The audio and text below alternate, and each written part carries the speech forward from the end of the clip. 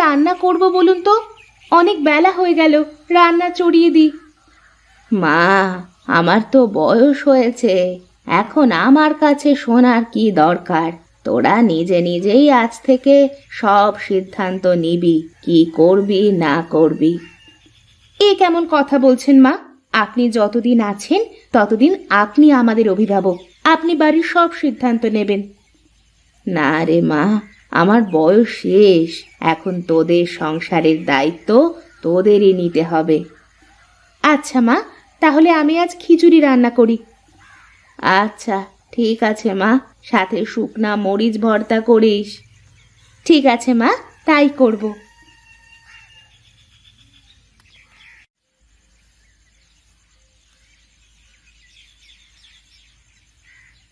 কি রে মালতী, কি করছিস এখানে? রান্না করছি ভাবি। রান্না করছিস তো বুঝলাম, কিন্তু কি রান্না করছিস তাই বল তো। কি আর রান্না করব দিদি, ঘরের সব তরি তরকারি শেষ হয়ে গেছে, তাই খিচুড়ি রান্না করছি। কি? খিচুড়ি? তুই কার কাছে শুনে খিচুড়ি রান্না করছিস শুনি? কেন, খিচুড়িতে কি সমস্যা? তুই রান্না করার আগে আমার কাছে একবার শুনে দেখতে পারতি। আমি তো মায়ের কাছে শুনে এসে তারপরে রান্না করতে বসেছি। এরপর থেকে যে কোনো কাজ করার আগে আমার কাছে শুনে নিবি। কেন, আমি তো মায়ের কাছে শুনে তারপরে রান্না করেছি, আর মা যতদিন বেঁচে আছে ততদিন মা তো এ বাড়ির অভিভাবক। তোর এত বড় সাহস, তুই আমার মুখে মুখে কথা বলিস? এখানে সাহসের কি হয়েছে? আমি তো ঠিকই বলেছি।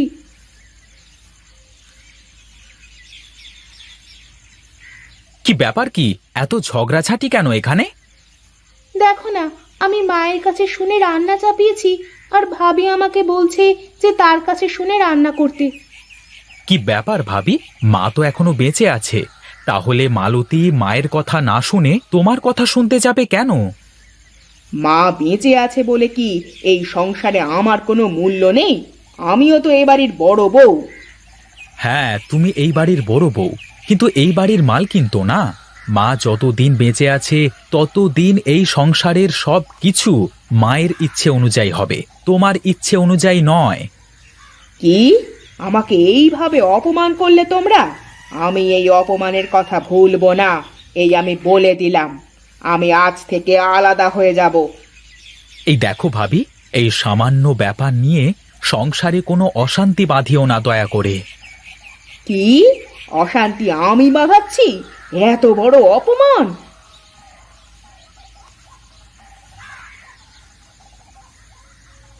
দেখেছো, ভাবির ব্যবহার দেখেছো? প্রতিদিন আমার সাথে এইরকম ব্যবহার করে ভাবি। বাদ দাও তো ভাবির কথা, সে তো অমনি। আমার খুব ক্ষুধা পেয়েছে, আমাকে খেতে দাও। আচ্ছা ঠিক আছে, তুমি ঘরে গিয়ে বসো, আমি খাবার নিয়ে আসছি।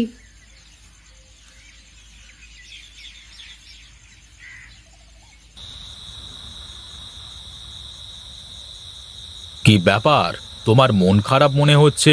তা কি হয়েছে শুনি? না, তোমার আর সেই কথা শুনে কোনো লাভ নেই। আমার কথা তোমার মাথায় ঢুকবে না। ও, বুঝেছি আমি। তুমি মনে হয় বাপের বাড়ি যাবে, তাই না? অনেক দিন তো হয়ে গেল বাপের বাড়ি যাওয়া হয়নি। চলো চলো, শ্বশুর বাড়ি থেকে ঘুরে আসি। না, আমি কোথাও যাব না। নিজের বাড়িতে সুখ না থাকলে কি আর অন্য কোথাও সুখ খুঁজে পাওয়া যায় নাকি? কেন, বাড়িতে আবার কি হয়েছে যে বাড়িতে সুখ নেই বলছো? কি আবার হবে? তোমার ছোট ভাই আর ভাইয়ের বউ মিলে আমাকে যা খুশি বলে অপমান করেছে। তা কি বলেছে ওরা, বলো তো শুনি। আমি একটু বলেছিলাম যে কোনো কাজ করার আগে আমার কাছে শুনতে, সেই জন্যে আমাকে কত কথা শোনালো। আমি নাকি এই সংসারে অশান্তি বাঁধাই। আরে মা তো এখনো বেঁচে আছেন, তাহলে মায়ের কাছে না শুনে তোমার কাছে কেন শুনবে বলো? সংসারের সবকিছু মা যতদিন বেঁচে থাকবেন ততদিন মাকে সামলাতে দাও, বুঝলে? আমি অত শত বুঝি না। আমি আজ থেকে আলাদা হয়ে যাব। আমি আর এই সংসারে থাকতে পারবো না। তুমি সংসারের চাল চুলো সব ভাগাভাগি করে দাও, আমি আলাদা হয়ে যাব। তুমি কি পাগল হয়ে গেছো নাকি? কি বলছো এসব? এই সামান্য ব্যাপার নিয়ে কি কেউ সংসার ভাগ করে নাকি? আমি জানতাম তুমি আমার কথায় কানই দেবে না। আমাকে অপমান করেছে তো, তোমাকে তো করছে না, তাই তোমার গায়ে জ্বালা বাঁধে না। আচ্ছা আচ্ছা, হয়েছে হয়েছে, কাল আমি সুজয়ের সাথে কথা বলে দেখব। কি হয়েছে বাবা? আমাকে ডেকেছিস কেন তোরা? মা, বড় ভাবি কিন্তু দিন দিন খুব খারাপ ব্যবহার করতে শুরু করেছে। একটু থেকে একটু হলেই আমাকে বলে আলাদা হয়ে যাব, থাকবো না সংসারে। হাতের 5 আঙুল কি আর সমান হয় রে বাবা? বড় বউ একটু খিটখিটে স্বভাবের। সবাই মিলেমিশে থাকাটাই তো সংসারের নিয়ম। শোনো ছোট বৌমা, আমি তোমাকে বলি, সব সময় তুমি একটু ছাড় দিয়ে চলার চেষ্টা করবে, তাহলে দেখবে বড় বউ আর কিছু বলতে পারবে না। না মা, মানুষকে ছাড় দিলে মানুষ আরো মাথায় চেপে বসে, তাই কোনো ছাড় দেওয়া চলবে না। ছাড় দিলে কেউ ছোট হয়ে যায় না রে মা। ছাড় দেওয়া তো অনেক বড় একটা গুণ। এই গুণ সবার ভিতরে থাকে না রে বাবা। আমি কি কম ছাড় দিই নাকি মা? সংসারের সব কাজ প্রায় আমিই করি। বড় ভাবি তো কোনোদিন কোনো কাজ করে না, সে আমাকে তার হাতের পুতুল করে রাখতে চায়। অনেক রাত হয়েছে, এখন তোরা ঘুমা। আমি কাল সকালবেলা এর একটা ব্যবস্থা করে দেব।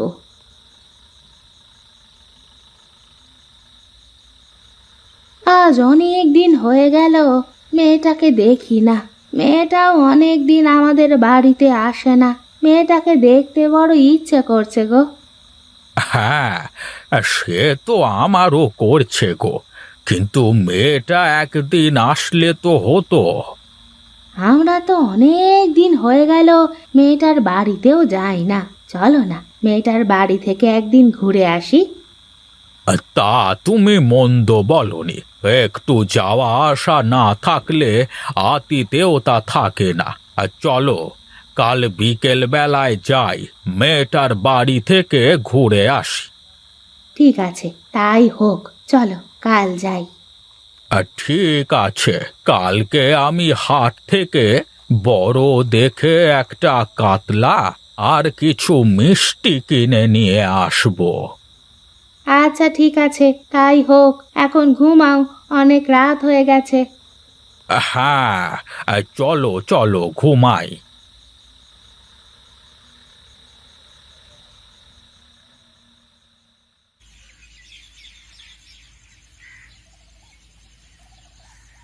ওগো, কোথায় গেলে?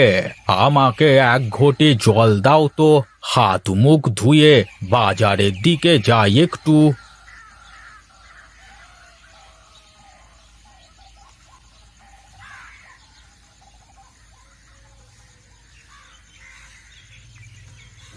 গিন্নি, বাজারের ব্যাগটা দাও তো দেখি, বাজার থেকে ঘুরে আসি।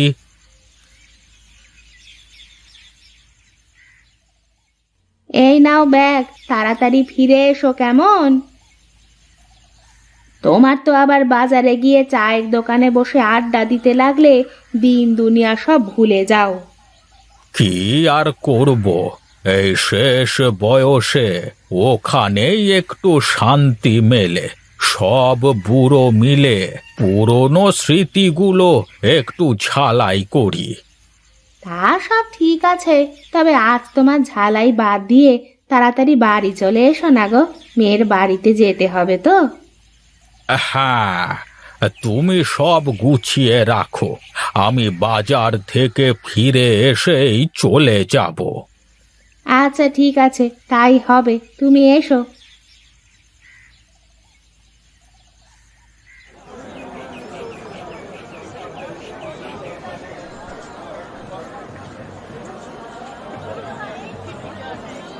আরে হরিহর কাকা, কি মাছ দেবো আপনাকে? দে দে, বড় দেখে আমাকে একটা কাতলা মাছ দে দেখি। মেয়ের বাড়িতে যেতে হবে, বুঝলি তো। হ্যাঁ আচ্ছা কাকা, এই নাও, এই বড় মাছটা নিয়ে যাও, খুব ভালো হবে। এই পাশের গ্রামের বিলের মাছ। আচ্ছা আচ্ছা, দে দে। এই নাও টাকা, আমি মিষ্টির দোকানে যাই।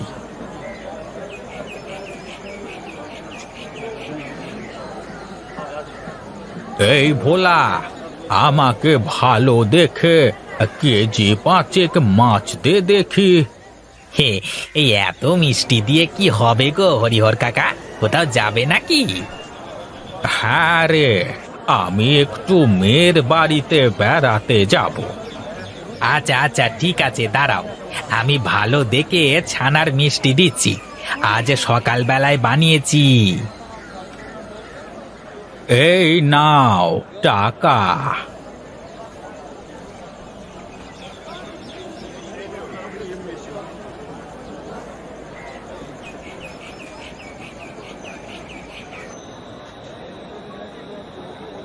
কি ব্যাপার কাকা বাবু, কোথায় চললে?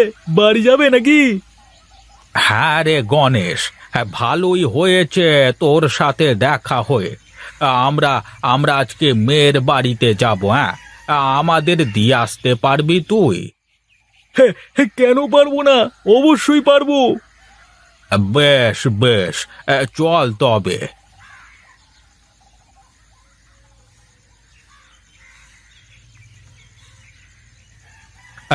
তুই এই জায়গায় দাঁড়া, আমি আসছি তোর কাকিকে ডেকে নিয়ে।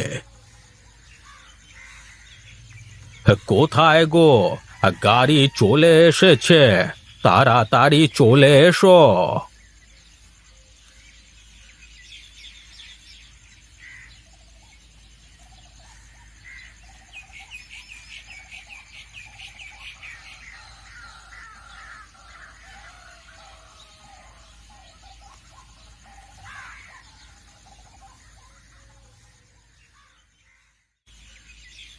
মা, বাবা, তোমরা কতদিন পর আসলে আমাদের বাড়িতে। আমি ভাবছিলাম আমি যাব বেড়াতে। এসো, ভেতরে এসো। হ্যাঁ রে মা, তোকে দেখতে বড় ইচ্ছে হচ্ছিল, তাই চলে আসলাম। ভালোই করেছো, এসো ভেতরে গিয়ে বসো।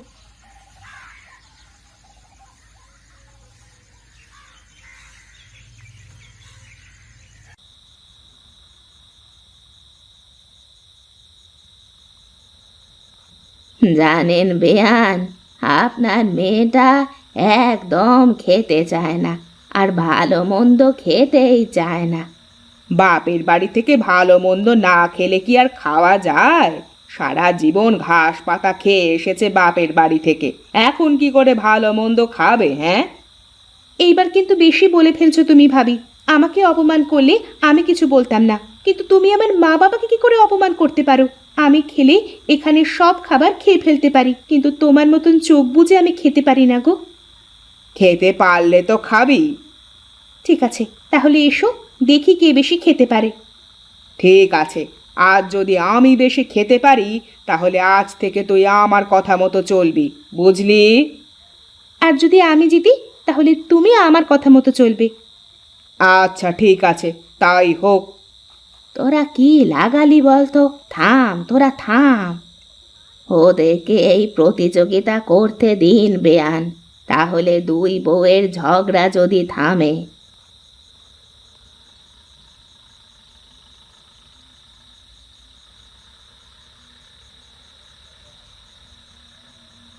আমি আর খেতে পারবো না, তুই জিতে গেছিস মালতী। কিন্তু আমাকে একটা কথা বলতো, তুই এত খাবার খেতে পারিস, কিন্তু তারপরেও এত অল্প খাস কেন তুই? আমি সবাইকে খাওয়ানোর পর যা বেঁচে থাকে তাই খাই। আমার ভুল হয়ে গেছে রে, আমাকে তুই মাফ করে দে মালতী। কি বলছো তুমি এইসব? আমি সারা জীবন তোমাকে আমার দিদির মতন দেখেছি, আর বড় হয়ে মাপ চাইতে নেই। আমি কথা দিলাম, আজ থেকে আর কোনো ঝামেলা করব না, সংসারে আজ থেকে মিলেমিশে সংসার করব।